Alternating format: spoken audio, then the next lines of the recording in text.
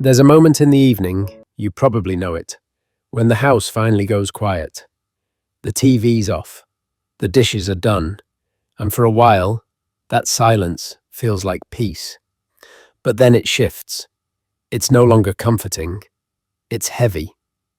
You sit in your favorite chair, and suddenly your mind starts to race. What if something happens? Why does the quiet feel so loud?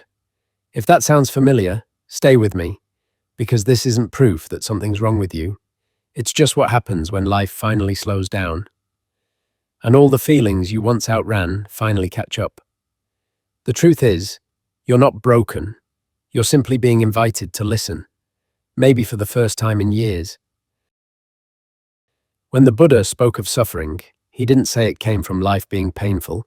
He said it came from holding on when life inevitably changes and pushing away what we don't want to face. Two simple words: attachment and aversion. Attachment is the part of us that clings to comfort, to routine, to certainty, to the people and roles that once gave us purpose. It's the voice that says, "Please don't take this from me." Aversion is its twin, the part that flinches from pain, illness, loneliness, aging itself. The one that says, "I don't want this. I can't face this." Most of our anxiety sits somewhere between those two hands, one grasping, one pushing, and both are exhausting.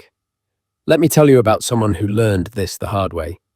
Tom was a Navy veteran, disciplined and sharp. Every morning for years, he walked the same lake trail at 6 a.m., rain or shine. It wasn't just exercise, it was identity, routine, control. Then, after a hip injury, the walks stopped. At first, he told himself it was temporary, but weeks became months, and something in him started to unravel. The mornings that once grounded him now felt unbearable. He said, "It's like the day doesn't know who I am anymore." Over tea one afternoon, I asked, "Tom, what are you really afraid of losing?" He went quiet, staring out the window, and said, "The version of me that could still move freely." That's it, isn't it? Most anxiety in later life is grief wearing another name. Grief for what we can't quite accept has changed. It's not the walk we miss.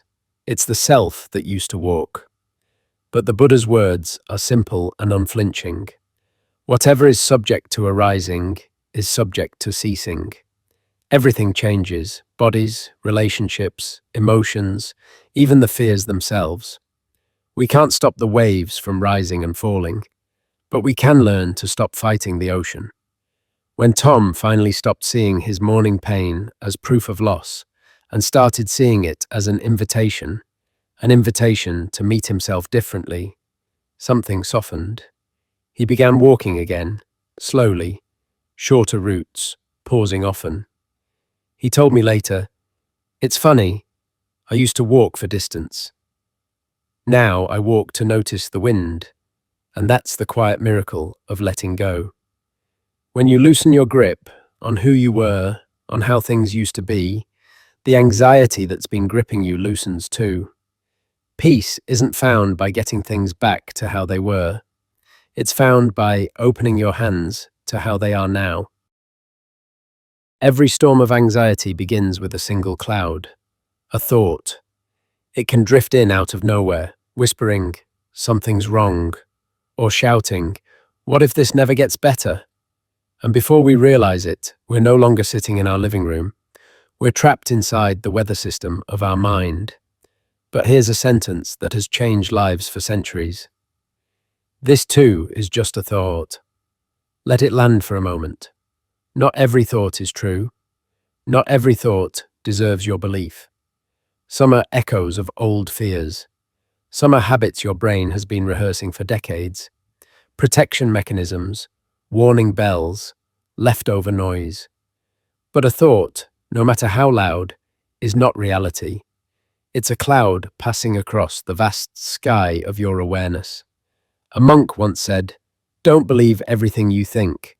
Because the moment you start believing every anxious story your mind tells, you stop living in the present.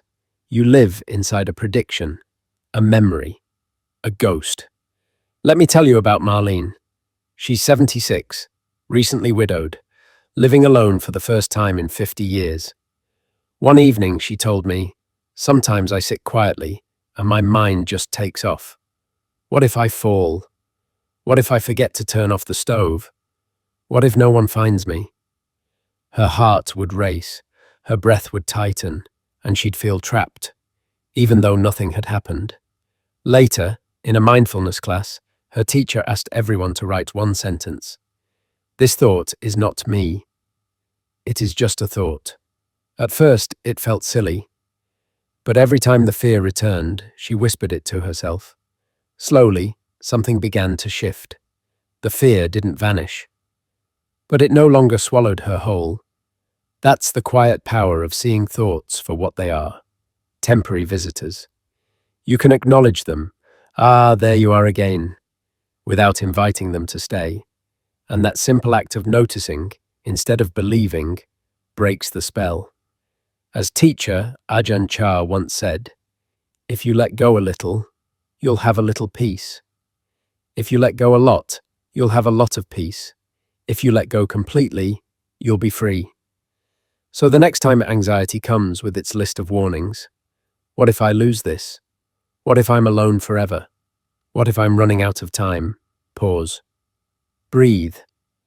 And remind yourself, this too is just a thought, and you don't have to believe it to honor it. Anxiety lives in the future. Peace lives here. When your mind starts wandering through what ifs and should haves, bring it back to your breath. The one thing that's always been yours. Feel the inhale, cool, alive. Feel the exhale, steady, letting go. Right here, right now, nothing is demanded of you but to breathe. This is mindfulness in its truest form. Not erasing thoughts, not chasing calm, but returning to what is. The hum of the refrigerator, the warmth of your hands, the light on the floor. When you start to notice the small, real details of this moment, you find that anxiety can't breathe in the same space as presence. Because presence is truth, and truth has no room for imagined fear. Sometimes I tell viewers, try this tonight. When the house feels too quiet and your mind begins to wander, don't run from it. Sit down. Notice the stillness. Breathe once. Then whisper to yourself, "I am here." And here is enough. It's a simple sentence, but it's the beginning of coming home to yourself. There's another voice that often travels with anxiety. Not fear, but criticism. It says, "Why can't you handle this? You used to be stronger." It calls you weak for feeling. It shames you for needing help. But Buddhist wisdom says the opposite. The cure for suffering is compassion, and not just for others, for yourself. Many of us grew up in times when emotions were luxuries. You worked, you cared for others, you kept it together. Now, when life has slowed down and the old armor starts to crack, every postponed feeling rushes in. Worry, guilt, grief. That isn't failure. That's everything you buried finally asking to be seen. Try this. Place a hand over your heart right now if you can and whisper, "May I be kind to myself in this moment." That's not indulgent. It's medicine. Ruth, a retired nurse in her late 70s, once told me, "I can care for anyone but myself." But when she began practicing that single phrase, "May I accept myself just as I am," something softened that no amount of control ever could. Self-compassion doesn't erase anxiety, but it changes the climate it lives in. And when the heart softens, fear loses its grip. There's a moment when anxiety feels like identity, when your chest is tight, your mind spinning, and you think, "I am anxious. I am broken." But that's never been true. The Buddha taught a truth called non-self, that we are not our thoughts, feelings, or sensations. Just as the sky isn't the storm, you are not your anxiety. You are the awareness that watches it come and go. Say this softly to yourself. This is not mine. This is not me. This is not who I am. You're not denying your feelings. You're remembering your true nature.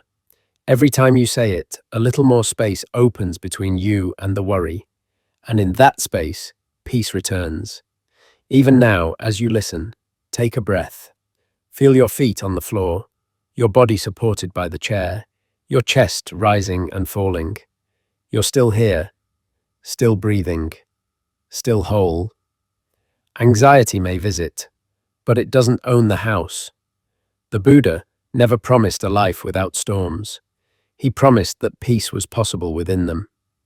Anxiety isn't your enemy. It's the part of you that still longs to be understood. A messenger saying, "There's something tender here. Please look." So when it knocks, don't run. Meet it. Sit beside it. Offer it kindness. And quietly remind both of you, this is not who I am. Because beneath every passing thought, beneath every fear, beneath every moment of doubt, there's a calm that's always been yours. You are the sky, not the storm. And the sky, my friend, has never been broken.